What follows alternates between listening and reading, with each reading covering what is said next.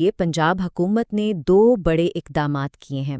پہلا ہے نگہبان رمضان پیکج، جس کے تحت براہ راست امداد دی جائے گی، اور دوسرا ہے مریم کو بتائیں، جو کہ ایک خصوصی ہیلپ لائن ہے تاکہ لوگوں کی شکایات اور سوالات سنے جا سکیں۔ اس پورے سسٹم کا مقصد کیا ہے؟ بالکل سیدھا سا ہے۔ اس کا مقصد کم آمدنی والے خاندانوں تک مالی مدد اور کھانے پینے کی اشیاء یعنی راشن پہنچانا ہے۔ آئیے دیکھتے ہیں کہ اس امداد میں کیا کیا شامل ہے۔ تو سوال یہ ہے کہ جو خاندان اس کے اہل ہیں انہیں اس پیکج سے ملے گا کیا؟ یہ صرف راشن بانٹنے کی بات نہیں ہے، اس میں اور بھی بہت کچھ ہے، جس میں نقد امداد اور ایک نیا ڈیجیٹل سسٹم بھی شامل ہے۔ سب سے پہلے اور شاید سب سے اہم ہے 10,000 روپے کی نقد امداد۔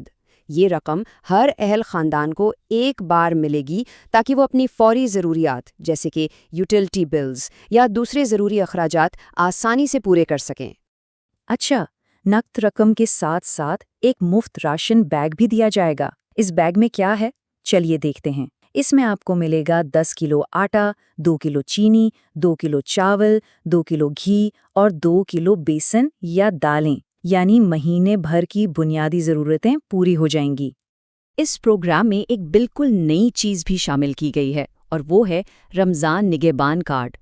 یہ بالکل ایک ATM کارڈ کی طرح کام کرے گا۔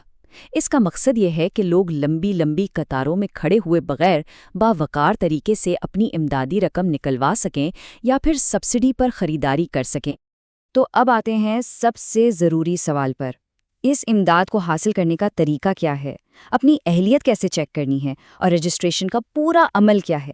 آئیے اسے سٹیپ بائی سٹیپ سمجھتے ہیں۔ ٹھیک ہے، تو سب سے پہلا سوال یہی اٹھتا ہے، اس پیکج کے لیے آخر اہل کون ہے؟ حکومت نے اس کے لیے کچھ بہت واضح معیار بنائے ہیں۔ تو حکومت نے کچھ شرائط رکھی ہیں، ذرا دھیان سے سنیے گا۔ سب سے پہلے آپ کا پنجاب کا مستقل رہائشی ہونا ضروری ہے۔ آپ کی ماہانہ گھریلو آمدنی 60,000 روپے سے کم ہونی چاہیے۔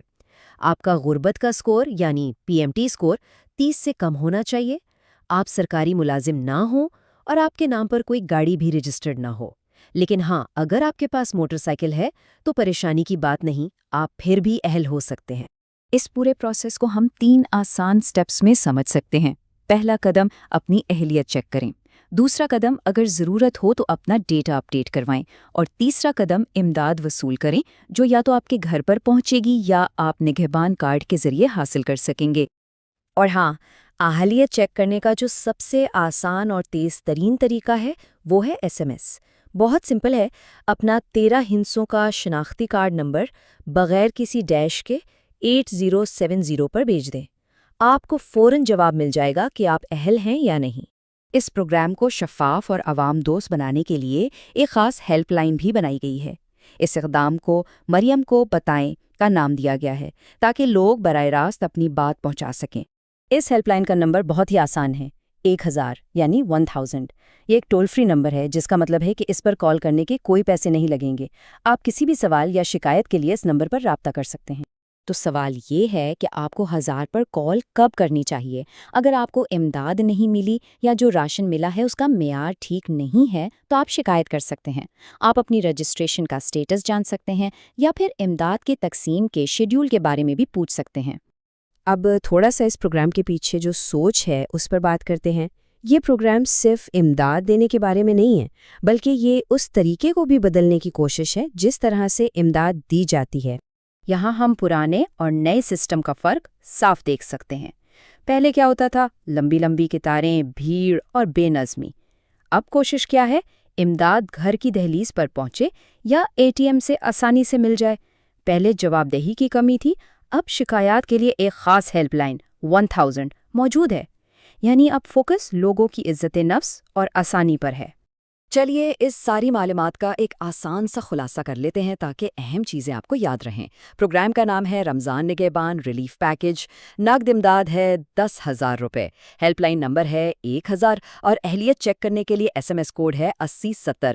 یہ وہ بنیادی تفصیلات ہیں جو سب کو معلوم ہونی چاہیے۔ اس پورے کوشش کے پیچھے جو فلسفہ ہے وہ وزیر اعلیٰ مریم نواز کے اس بیان سے واضح ہوتا ہے، جس میں انہوں نے کہا کہ ریلیف پیکج ضرورت مندوں کا حق بھی ہے اور حکومتی ذمہ داری بھی، اور اس کی تقسیم باوقار ہونی چاہیے، عوام کو لمبی قطاروں میں کھڑا نہ کرنا پڑے۔ اور آخر میں ایک بڑا سوال، کیا یہ نیا ماڈل، جہاں ڈیجیٹل ٹیکنالوجی اور لوگوں کی عزت نفس کا خیال رکھا جا رہا ہے، واقعی سماجی امداد کے پروگراموں کا مستقبل ہو سکتا ہے؟